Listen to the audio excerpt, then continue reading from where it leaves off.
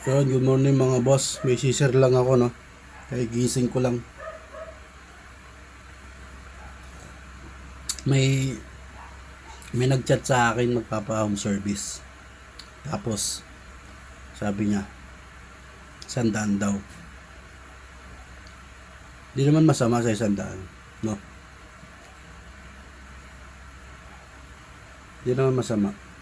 Kasi nung pandemic, nag-home service ako. 70 to 100. Pero may dahilan yun kasi pandemic yun eh. Naalala mo yung mga tao walang kita, so okay lang yun 70, at least 70 lang talaga yung singil ko nun. Yung iba nagbibigyan na lang ng 100, no? Pero ngayon iba, home service 100, tapos isipin mo ito na lang, wala dito sa bahay, tatricycle ako palabas kung wala akong service tatricycle ako palabas, magkano bayad ko? 25. Yung 25 na yun, kung balik ka sa tricycle, 50 na yun. Pagdating doon sa highway, mag-jeep pa ako. Sabi natin 15. Balikan, 30. 80 na yun. Eh kung malayo pa papunta sa inyo, papasok, mag-tricycle pa ako. Diba? Sabihin natin, 25, 20 sa inyo. Balikan. 120 na yun. Oh. 120 na yun. Eh kung mag-merienda pa ako,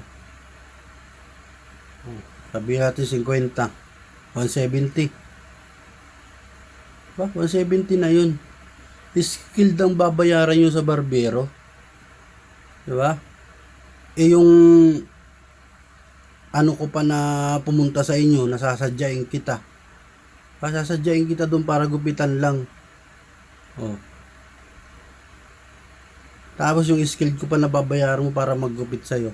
Gugupit pa ako doon sa iyo na hindi ako komportable, hindi naka-aircon, hindi mataas yung upuan, yuyuko-yuko pa ako. Sipin mo naman, babayaran mo yung tao na papapuntay mo sa inyo, 100 lang. Ba?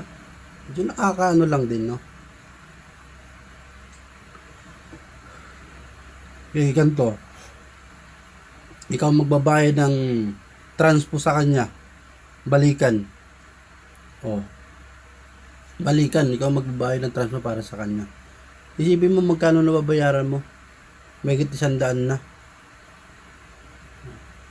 Okay lang sana kung dito ka lang sa tabi, lalakarin ko lang. Dito lang sa may barangay namin. Okay lang sana 100. Goods na yun. Pero kung malayo-layo ka pa tapos mababayad ka lang 100, gupitan mo na lang sarili mo.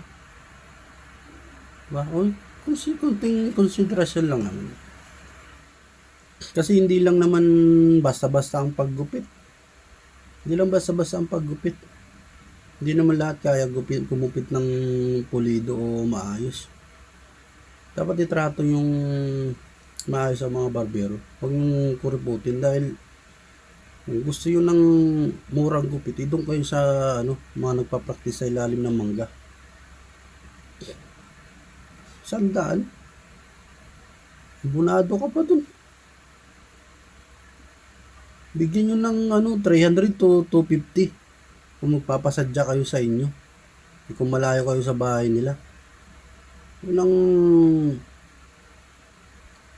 bayad na tama, hindi yung pabayaran yun ng 100. Mga masahe pa ng tricycle, balikan, mag-jeep pa, o kung malayo-layo pa sa inyo, magta-tricycle pa.